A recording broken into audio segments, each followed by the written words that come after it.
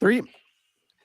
And we are back, folks, here on the Michigan Insider Sports Talk 1050 WTKA, online at WTK.com. Sam Webb, Ira Weintraub on the other side, and the fellas are here. The MGoBlog Roundtable. I look forward to this every week. I know you look forward to it every week, and I look forward to hearing your take. I promise we will not dedicate the entire hour to the tunnel assault, to the tunnel ambush. Let's call it for what it is. But this is our first time coming together, so I think you have to sort of indulge us and give us an opportunity to have this discussion amongst us here on the MGoBlog Roundtable.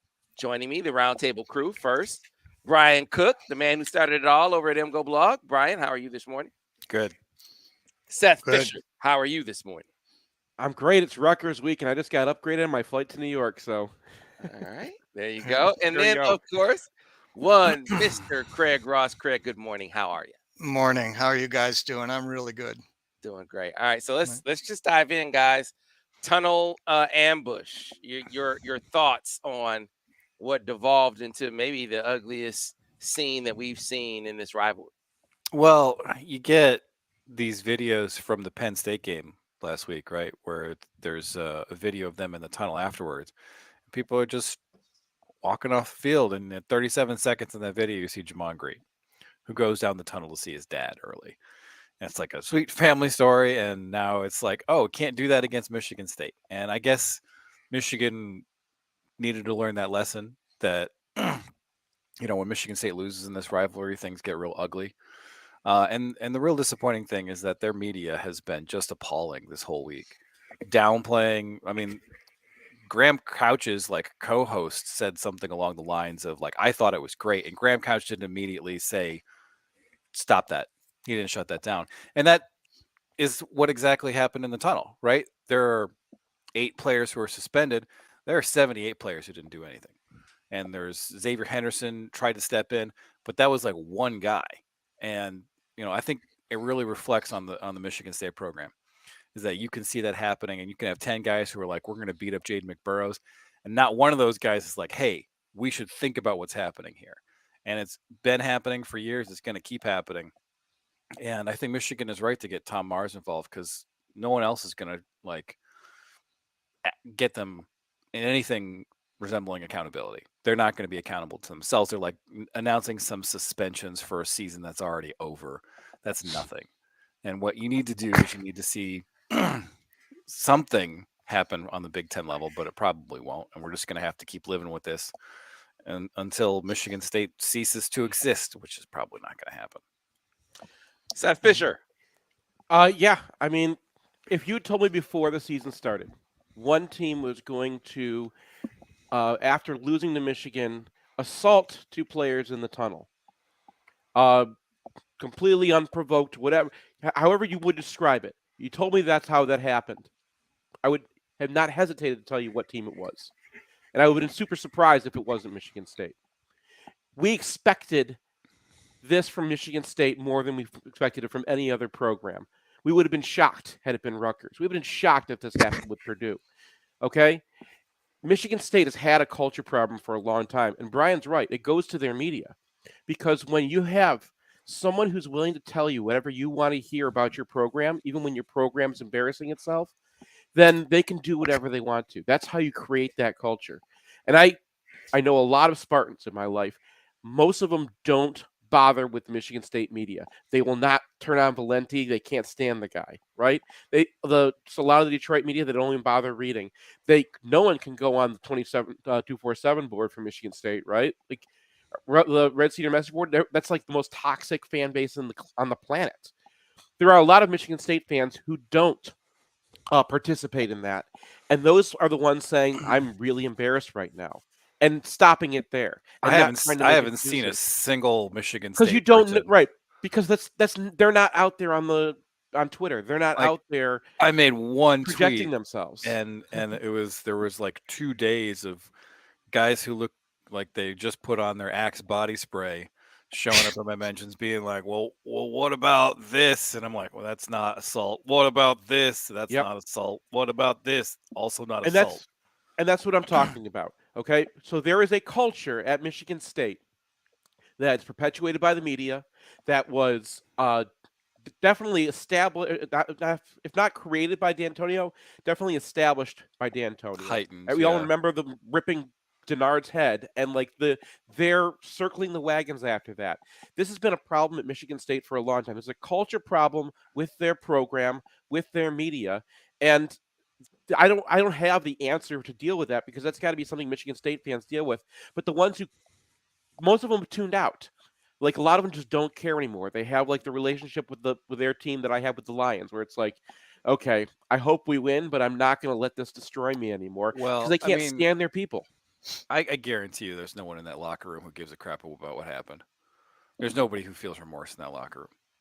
The only thing that they feel remorse for is that it got on tape and that they're going to have to deal with some legal consequences. The suspensions are all for PR. Everything that they're doing is for PR. And inside that locker room, nobody thinks that was a problem.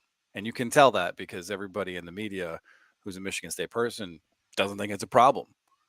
So they're getting a cue from somewhere, right? Like, what goes on inside Michigan's program, Sam.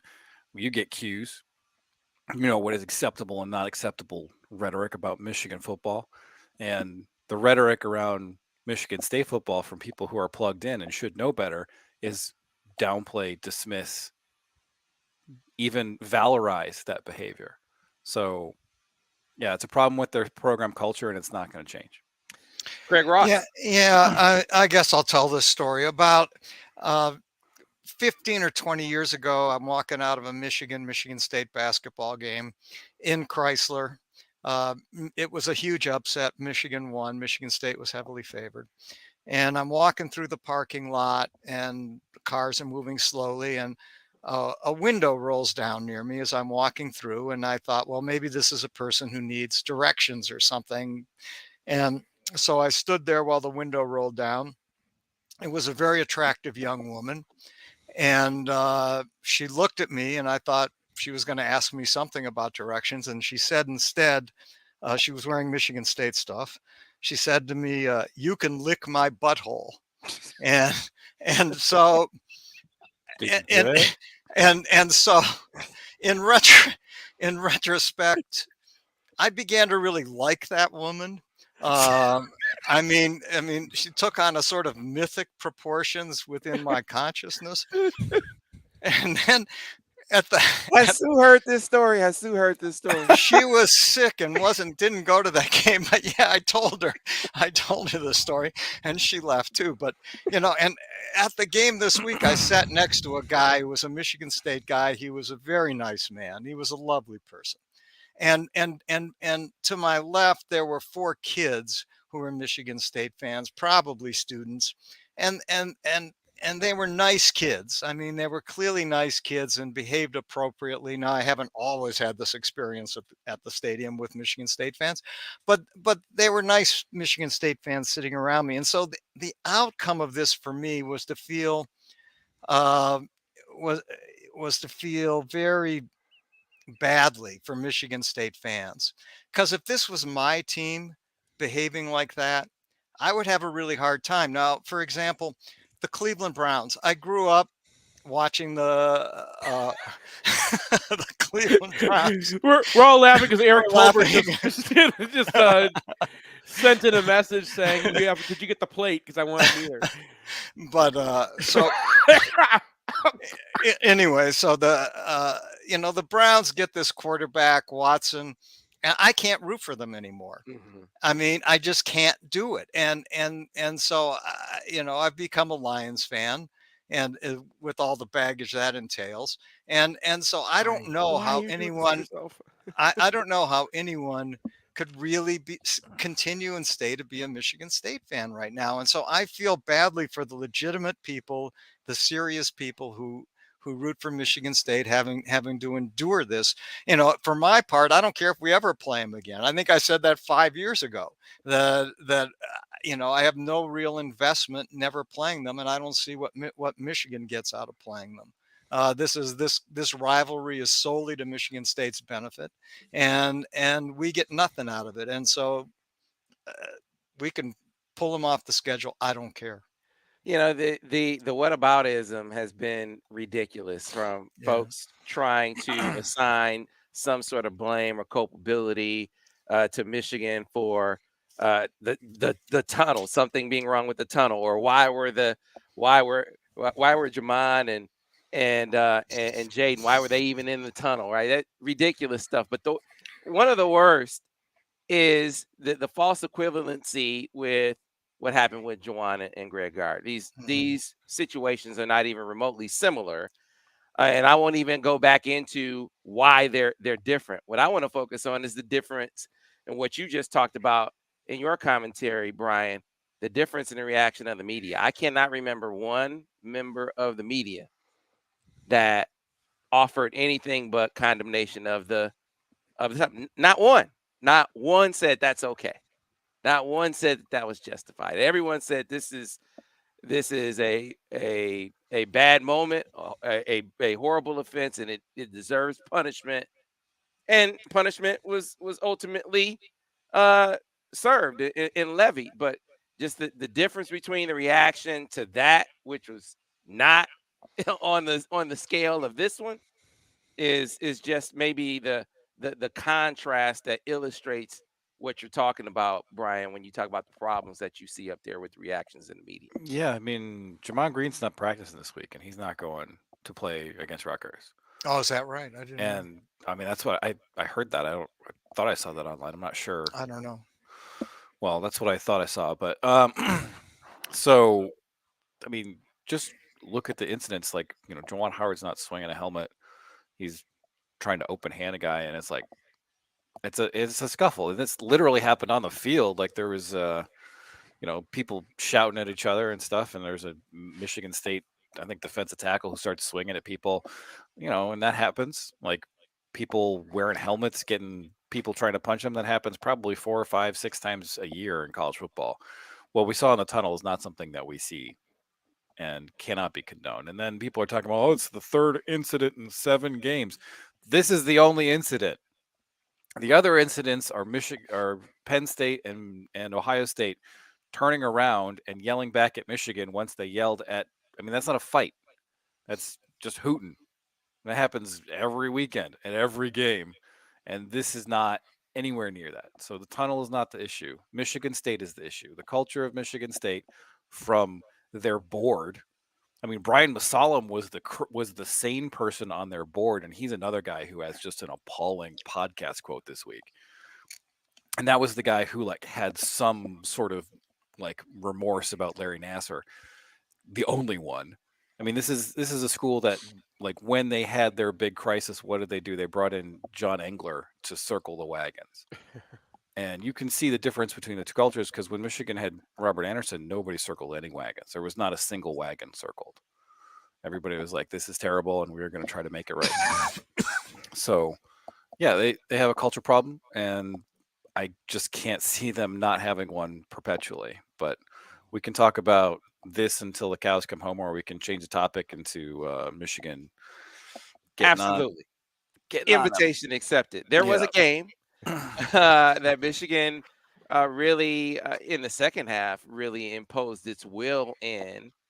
Wasn't the kind of dominance that I anticipated. I wonder, is it along the lines of what you guys expected? But it still was a dominating turn in the second half of this game. So let's get into that with the takeaways, and let's start in reverse order this time.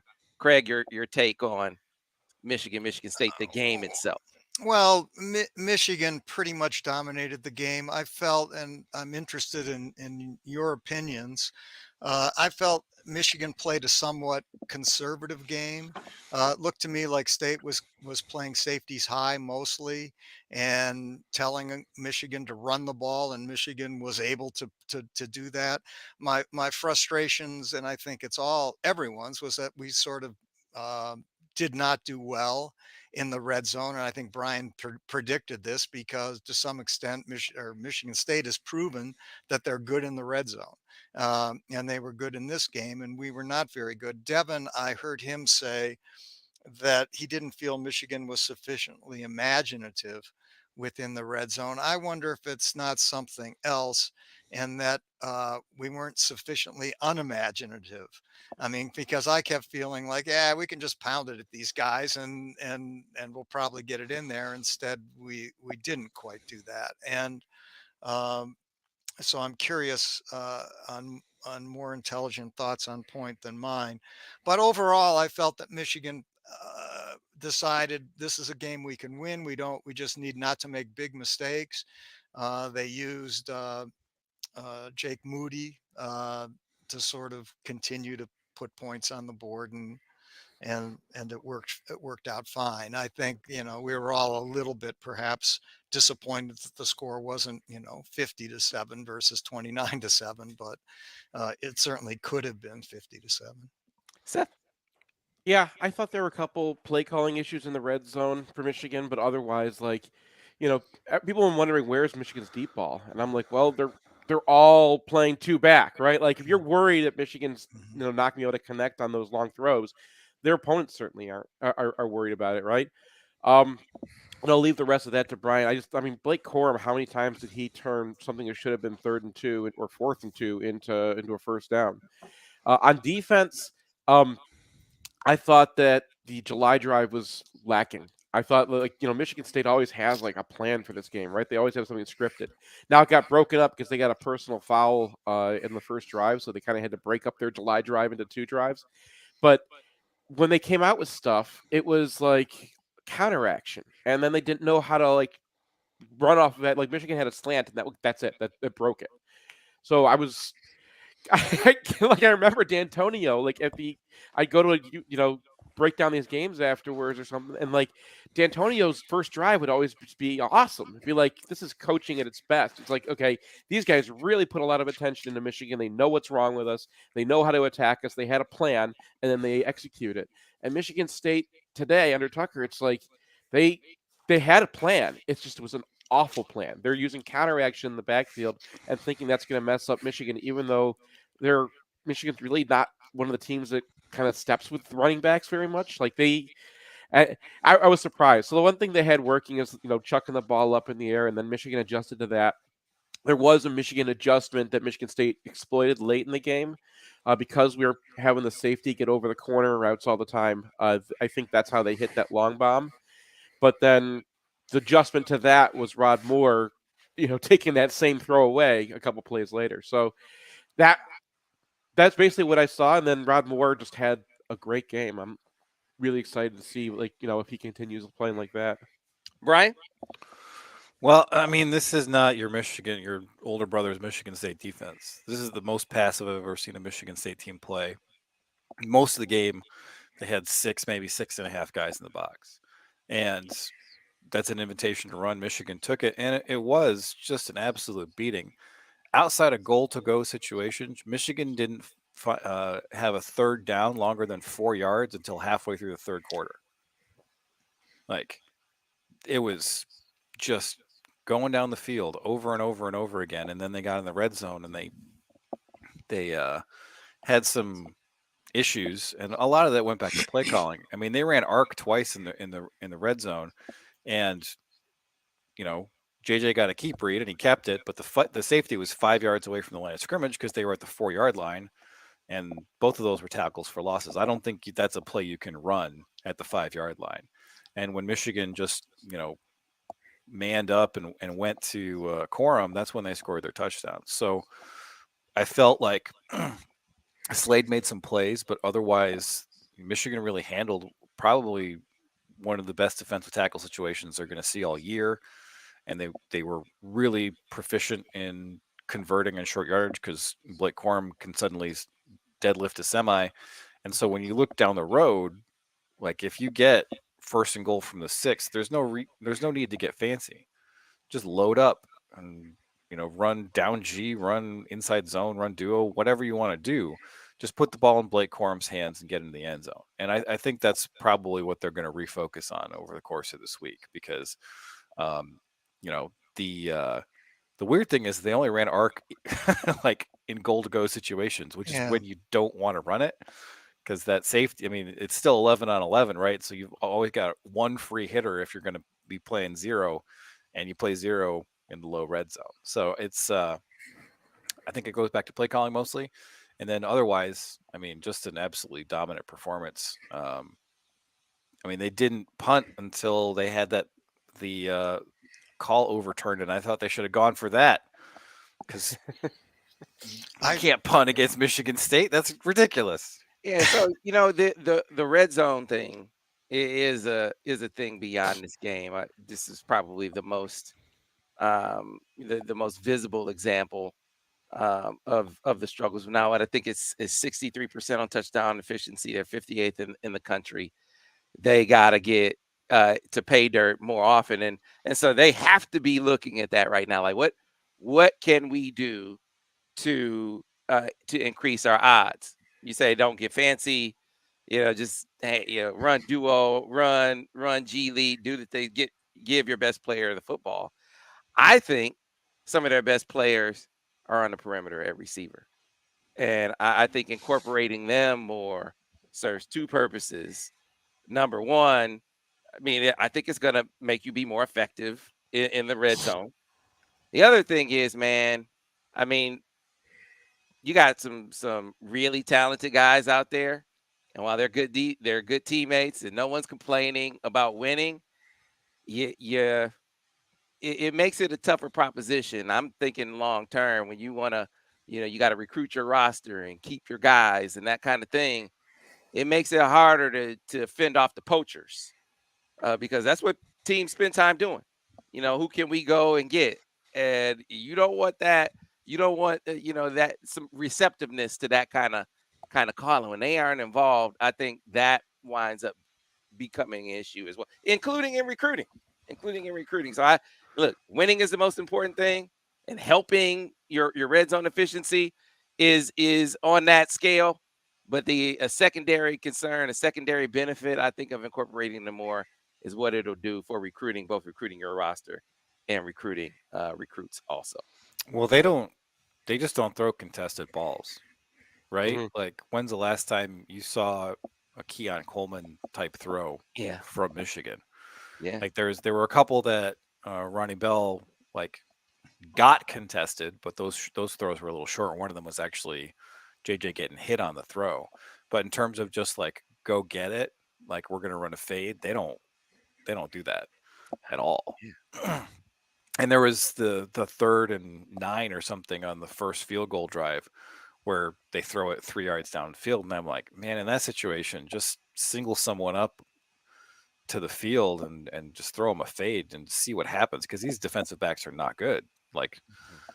Give your man a shot and don't just check it down for nothing. But that's the thing, they play too high a lot, and it is an invitation to run, but people act like you can't throw down the field against too high defenses. Yeah, you can. I mean, it was, you can throw down the field, but you're not gonna. I mean, it's just so easy to run the ball. That's Michigan's problem. That's their problem right now. Is their running game is so dang efficient that why do you want to burn it down when you can get that was the thing with 3 yards in a cloud of dust, that if you are getting 3 yards every single play, then it's well, man, if you're getting 4 yards every single play running the ball. And I know Urban Meyer fell into the same problem, and he had receiver.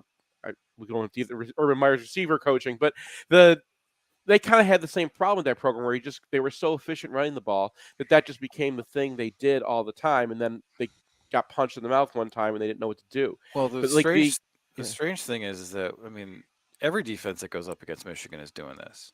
Mm-hmm. Everybody is playing in the parking lot, and at some point you'd think somebody would be like, all right, we're going to make JJ McCarthy beat us instead of Blake Corum. Nobody has yet.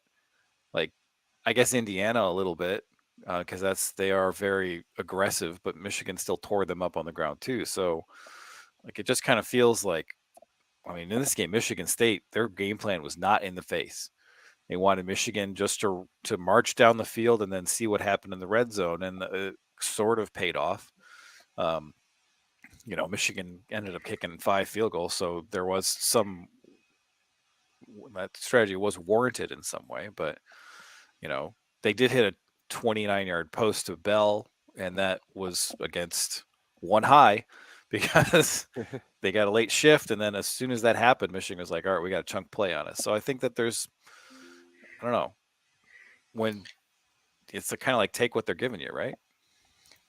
Yeah, I mean, if you think about this game, and if Michigan had, converted twice more, say, in the red zone, no one would be thinking about this as anything other than just a complete, you know, whipping. I mean, you add 8 points, 37-7. Oh yeah, okay, great. And that's with even, not a great conversion rate in the red zone. So really, in terms of how the games played out, it was pretty one-sided, and was a pretty dominating performance by Michigan. Uh, and I think that the run game was impressive, and that I think the Michigan State defensive tackles are good. I think Slade could play in the Yeah, NFL. he's a ball player. Yeah, he Yeah, is. He's a and ball player. so, and yet they were still able to pretty much routinely gain yards. In fact, routinely gain yards through the middle of the Michigan State defense with Corum. Yeah. All right, let's get to a break. We will talk. We will talk the rest of the Big Ten. I'm curious you guys' thoughts on Penn State, Ohio State. Definitely curious your thoughts in the aftermath of the first incarnation of the college football playoff rankings. A lot still to get to here. MGoBlog Roundtable on the Michigan Insider on Sports Talk 1050 WTK. The Ticket. Clear on the radio. All right, so let's get to some of these. So recruits won't come because we don't throw 50-50 balls. Let them go somewhere else. Tell that to Jaden Davis. Yeah.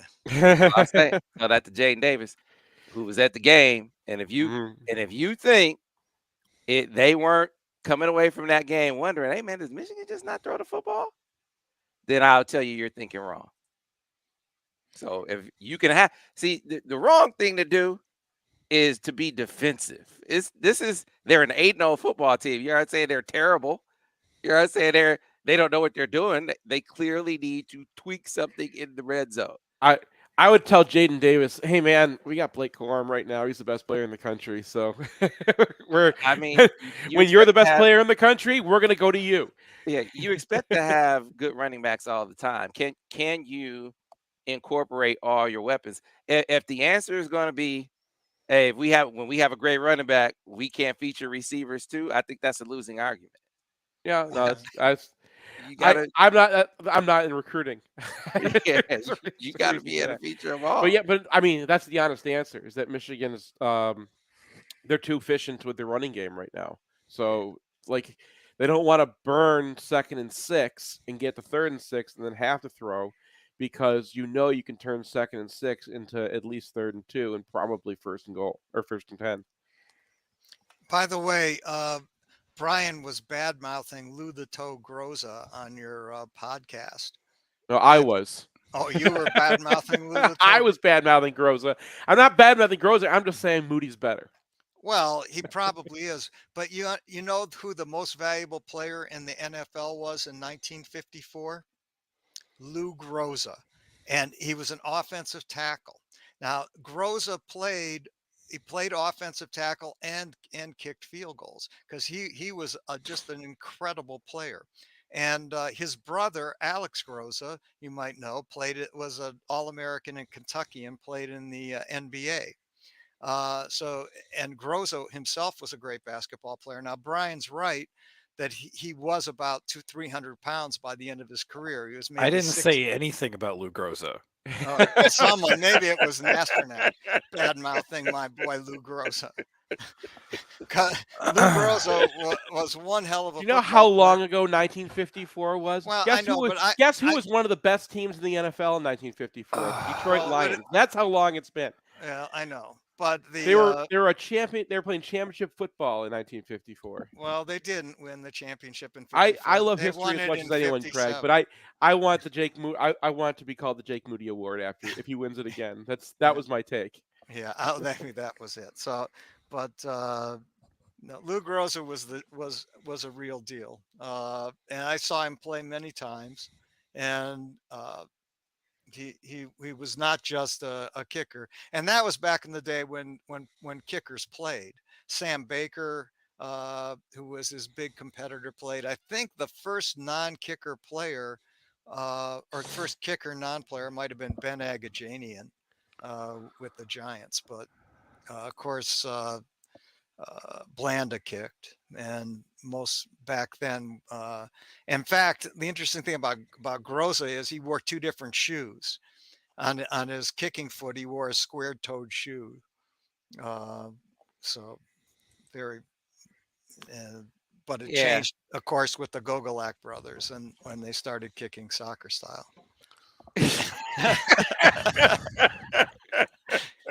They were brown, Eric. Eric Tolbert just asked what color were Jesus' sandals. So, like I have to read these for the people listening. Back on radio in about a minute, guys. Yeah, look, I think Michigan's better than Clemson. I just that's one. Yeah. When I talk about, does Michigan do they have the ingredients right now? You know, play calling, being what it is, everything that we've seen be their strengths now. Do they have? Would they win the national championship today? I can't say that I would pick them to do that. I would pick them to beat Clemson, though. I don't know how you could look at these two teams and be more impressed with Clemson than Michigan. They were just talking about benching their quarterback. They were. I mean that was the committee getting mad at Michigan for their non-conference. Yeah, that's all that is. They've just decided that there's no way they're going to put two Big Ten teams in the playoffs, but I don't think that's a surprise, right? I mean, I think that's Back on radio in 30 seconds, guys. Probably always been our assumption, I think.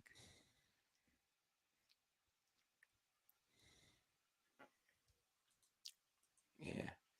Well, here's the upside of usage, man. You got a hell of a case to make to Nick Harbor. I mean, can you imagine Nick Harbor as a tight end in this offense? I mean, he's gonna get a lot of targets, a lot of freaking targets, man. Yeah, he's a feature guy. Back in about 10 seconds, guys. Stand by. Is that where he would piece in at? I think that's how you use him, like a Y. Yeah, absolutely. I was wondering if we don't use him on defense, like. No. Coming back on radio, guys. Back in 5, 4, 3. And we are back here on the Michigan Insider. Talk 1050 WTKA online at WTKA.com. Want to let you guys know exciting things are happening at Brighton Ford. Brighton Ford believes in doing more than what's acceptable. They strive to be exceptional. It's one of the reasons why they're taking the hassle out of the buying process at 1-800-NEW-FORD. The goal is to make your leasing or purchasing process as easy as possible. You can do the entire deal online when you choose Calculate Digital Deal. Either schedule delivery or choose 45 and drive. That's where they have you in and out of the dealership in under 45 minutes. That's at Brighton Ford. Shop 1-800-NEW-FORD.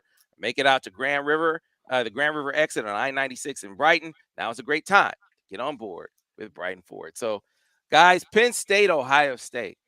Watching that game, and while JT, and I can't say his last name, had one of the best individual games I may have ever seen. Right, the dude was phenomenal. 2 interceptions. He caused another interception. He scored in the game. He had a couple sacks. I mean, he was a one-man wrecking crew. But Ohio State as a team, they didn't dominate Penn State. They weren't as impressive against the Nittany Lions as Michigan was. Granted, it was in Happy Valley. What were your takeaways from that game, Brian? Well, I mean, Penn State had a lead with 10 minutes left in that game, and then it immediately went away.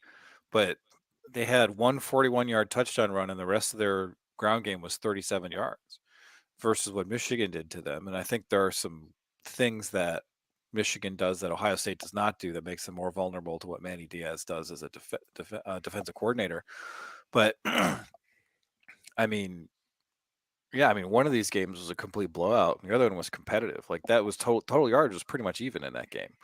And for Michigan, it was, a couple of fluke plays was the only thing that prevented that game from being like 48-0. So yeah, that does give you a lot of hope. The thing is like, yeah, JTT had a game, and what we saw their receivers be able to do in this game and pretty much all year is a little concerning, because Michigan was able to solve Keon Coleman by putting a safety over the top of him. I don't know if you're going to be able to get away with that against Ohio State, because they don't have one Keon Coleman. They got 3 guys. And JSN hasn't really played very much this year. And to me, it's like, can Michigan get pressure? Because Stroud still doesn't deal with pressure very well, throws off his back foot against it a lot. And that was what really held their offense down last year. And I just, given what we've seen from Michigan's pass rush in this game and in the Penn State game, I kind of feel like it's going to be a tall order for Michigan to try to get to Stroud. Seth? Yeah, Ryan's pretty much got it nailed. I mean, how many times, though, have we seen Ohio State not play Penn State well and then just come out in the game? Like, that series has always just been a little bit weird. I do think that there was a little bit of randomness going on. Penn State actually was doing better than we realized because they had 2 turnovers at that point. They had a 3rd turnover later, but Ohio State, the turnovers really kind of changed the game as well. So Penn State was playing better.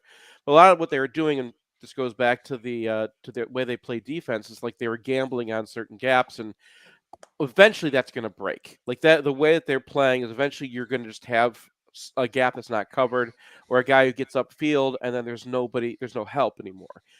So that style was working for them, but I think they were a little bit lucky that it was working for them. I think they were a little bit lucky that Mayan Williams went out, and because he's the guy who breaks the tackle and then turns that into a problem because now you have no one behind him. And then finally it broke, and it was like, well, that kind of felt like it was coming all game. So I think that Did it? Ohio State, I mean, they had one 40-yard run, and then they were averaging 2 yards a carry. yeah, Like, but it's not because like they didn't have any linebackers back there. They were just shooting guys upfield. Yeah, but you're going to take that trade every time, right? Like, Sure. one I just think touchdown that run. was part of the trade-off. So that it could have happened in the first quarter. It could have happened then. It wasn't like it had to happen at that point.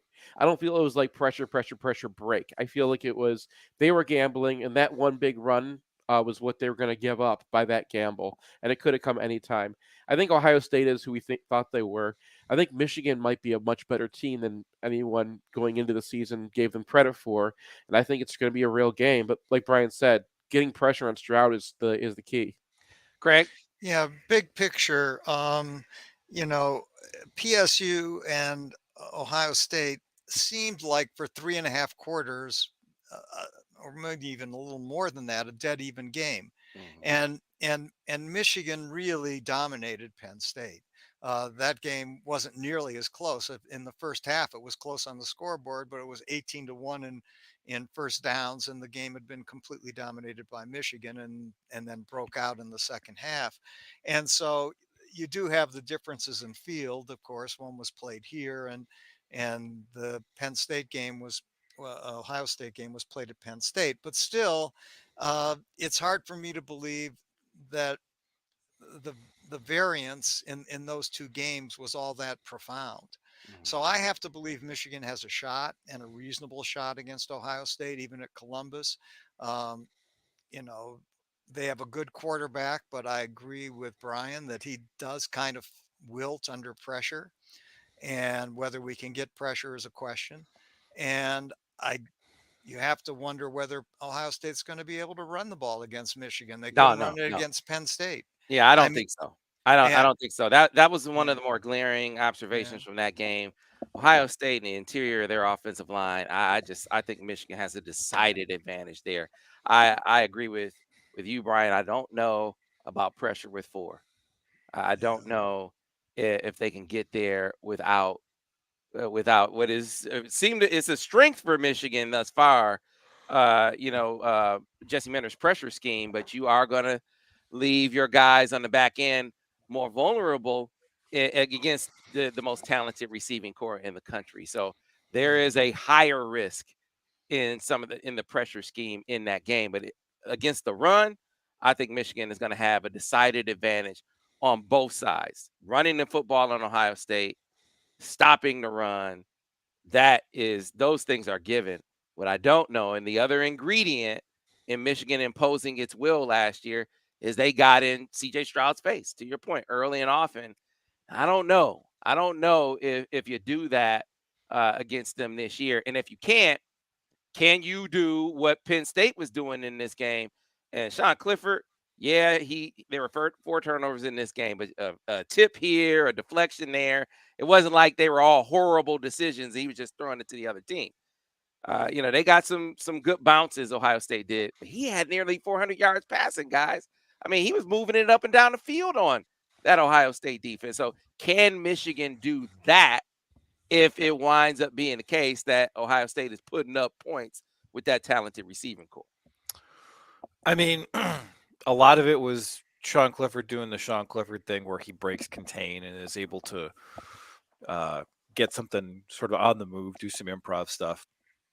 And then Penn State's touchdown drive to go ahead was a Rube Goldberg machine. They missed 2 field goals. There's 2 penalties. They fumble into the end zone and it's overturned, and they have to go to 4th down. And then their running back is able to like Houdini his way out of what looked like a stuff. So I hope it's better than that. Because I mean that was 16-14 with 10 minutes left, and I don't think Michigan's going to be holding Ohio State to 14 points. But we've seen it in this Penn State game. We saw it against Iowa. Ohio State has also struggled in the red zone. And I think that their quarterback is not particularly mobile, although I think that they'll probably activate him for Michigan. And without Mayan Williams, they don't really have a guy who's going to bust 3 tackles and get you 2 yards when there's not 2 yards there. So I kind of feel like this could be a game where the offense has moved on the field relatively few possessions, and it will come down to red zone efficiency, which is kind of a scary prospect for both teams, I think. Yeah. One footnote to what Brian just said. I mean, I agree that Clifford is a talented guy at breaking contain, but you know who else is? JJ McCarthy. Yeah. And I don't think he's any less talented than Clifford on point. And to me, at the beginning of the season, I would have given Michigan nominal chances in this game. Right now, I said, wait a minute, who's a better team, Michigan or Penn State? I think Michigan's a lot better than Penn State. How did Penn State and Ohio State play out? Pretty even game, really. So there's some field variance. How many times? How many times though? We have gone through a season where like, oh, Penn State looked better than Ohio State. The pressure thing is the big deal, and I have some hope there because I think Michigan the last 2 games especially have really. I mean they're using Taylor Upshaw as a defensive end. Now Upshaw's not a bad player; he's a bad pass rusher, but he's their most responsible guy, and I think. Against Penn State, Michigan said, look, we don't want Clifford to beat us with his feet. And he didn't, right? And then they did the same thing with Thorne. Thorne got 1 scramble in this game, and that was because Mason Graham tried to go for a sack at one point and left a big gap. Excuse me. That is probably not going to be their strategy against Ohio State. That's your strategy if you're like, okay, this guy's not going to beat us with his arm. The receivers are not that difficult for us to cover. Let's just keep this guy contained because we don't want him running loose. I don't think that's going to be the strategy against Ohio State. I think you're going to see more Yabioki. I think you're going to see a lot more of the amoeba blitzes that have kind of gone away in the last few weeks. Michigan was like very vanilla against Michigan State as far as their pass rushing. Like they did a couple stunts, and then there was like one time where they looked like they're rushing 7, and they got caught. There was a double A gap blitz. They're like, that was it. So I think they're going to be a lot more interesting. I think they're going to play a lot more too high. And so, Ohio State's going to use those receivers. Last year, they got one of the best receiving games in history. Like, if you go back and watch their receivers in that game, those guys were making contested ball catches all over the place. Okay? So the best that they could probably do with these receivers, who are great, is get back to where they were last year. That's the performance level that they can try to get to. And as long as Michigan's keeping guys in front of them, I agree with Brian that you got to just keep get it down to the red zone, and then you can make your stand there. And I think that we've got enough talent in the secondary this year that we don't have to play as conservative as we did last year and give up a lot of those underneath things. So, I mean, Michigan's going to make Ohio State work for those yards. They're going to get them because they're Ohio State and they're good, but I'm looking forward to a really good game. This is going to be maybe one of the best in the history of the series. Yeah, stay healthy, and don't take Illinois for granted. You do those things. Yeah. Michigan. It's my biggest takeaway from watching Penn State, Ohio State, is I feel even better about Michigan's chances in Columbus after watching that game. So, stay healthy, don't take Illinois for granted, and I'm going to be ready to maybe change my preseason pick. But Don't guys, take Rutgers for granted. what? Don't take Rutgers for granted. No. I know you're laughing, but last year Rutgers gave us a hard time. Sure they did. Take Rutgers for granted. I wasn't even going to talk Rutgers, man. They're out there throwing even they're talk hiding their Rutgers. film. Poor Alex Drain is going all around the internet looking for film on these guys, and everyone's giving him the same answer. No, I wanted Why? you guys to take another takeaway question. Normally, look, you got a lot of games to play. What difference does it make the college football playoff rankings, right? It's to generate discussion, and ratings and that kind of thing. But at least for me, there was a significant takeaway. I went into this, into it kind of thinking, the Big Ten has a chance to get 2 teams on the college football playoff. I saw the first incarnation of the rankings, and I feel less confident. I feel like if there's a 1-loss team in the playoff, it's going to be an SEC team, and I'm curious what you guys think about that. Well, TCU still has a lot of hurdles. So, I just think it's always going to be a tough sell if you've got a 1-loss Big 12 team that's played a lot of ranked teams, or even a 1-loss Pac-12 team that wins their conference, plays a conference championship game and wins it.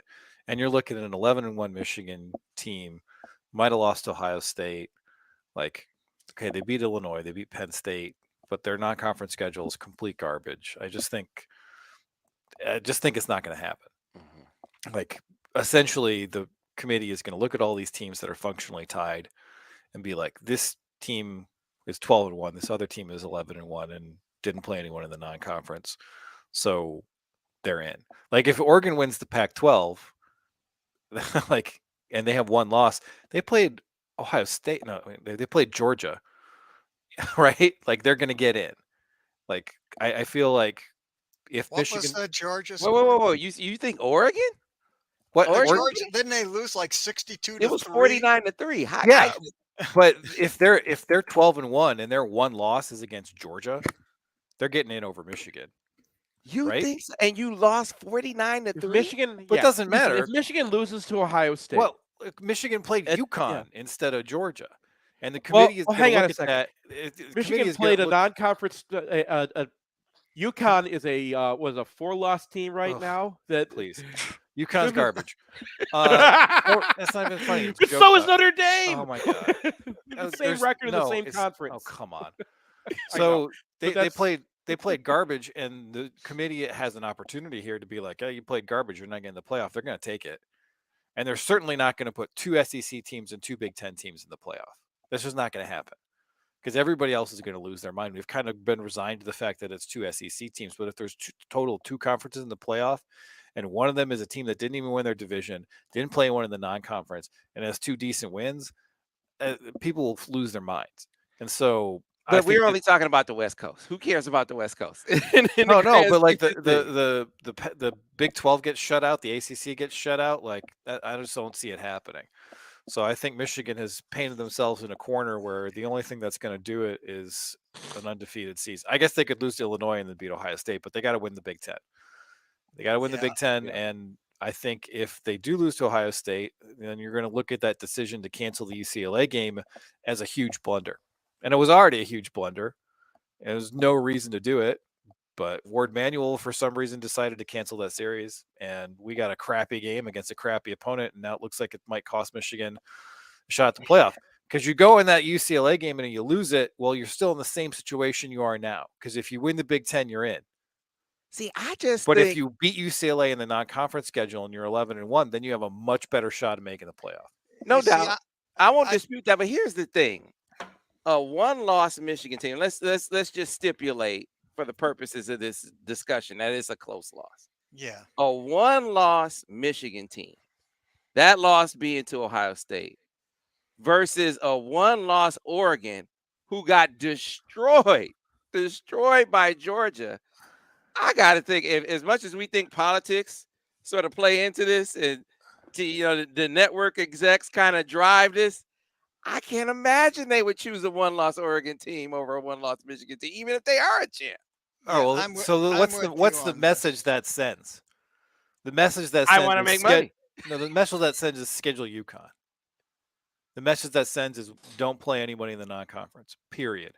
Because even if it's the number one team in the country and you get beat pretty bad, that's a better outcome than it would be disastrous for non-conference scheduling. Disastrous for Michigan to duck and get in the playoff at the same record as an Oregon team that played freaking Georgia and won their conference and won a conference championship game. I don't even think they're going to care about that message. Yeah, I agree. I think they will. Michigan should not have. I agree. Michigan should have played UCLA. You're 100% right about that one. But but I also believe the quality of outcomes and what happens over the rest of the season is salient.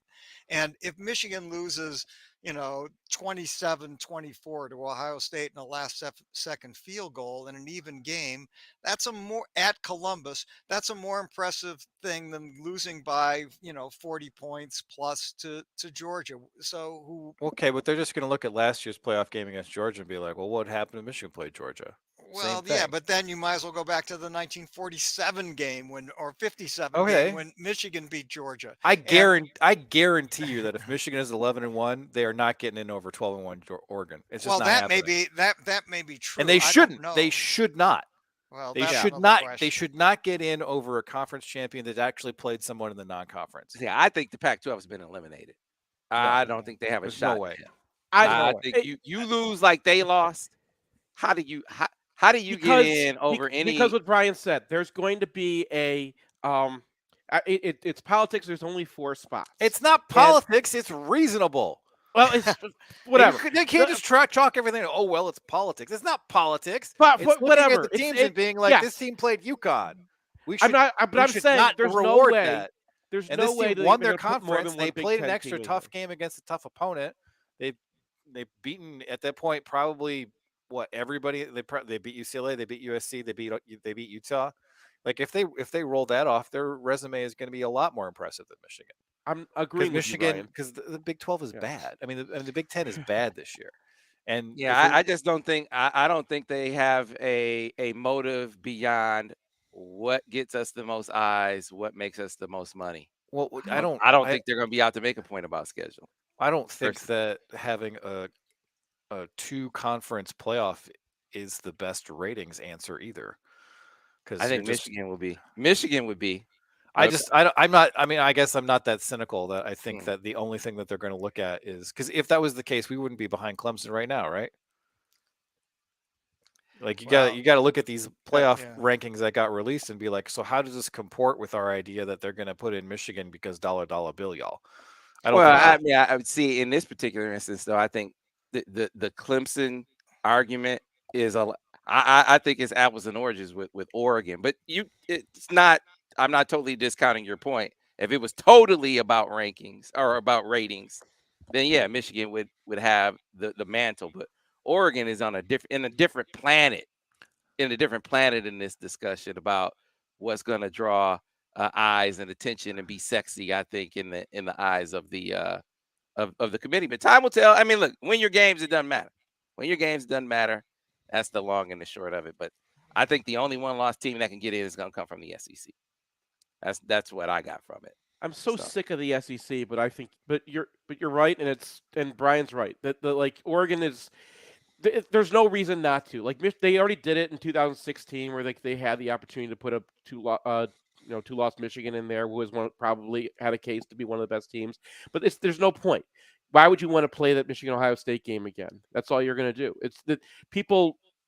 We've seen enough of Georgia and Alabama play a second time, or Georgia and Tennessee, or whatever it's going to be, and I don't want them to do it with the Big Ten either. The game is going to decide who goes to the playoffs. End of story. No doubt. There's a long way to go. Long way to go. All right, we got to get out of here. We're late. Ira gave us a 2-minute warning. All right. 4 minutes ago. So we'll see you. We'll see you tomorrow, folks. Here on the Michigan Insider on Sports Talk 1050 WTKA The Ticket, the official voice of University of Michigan Sports Ann Arbor, a Cumulus station.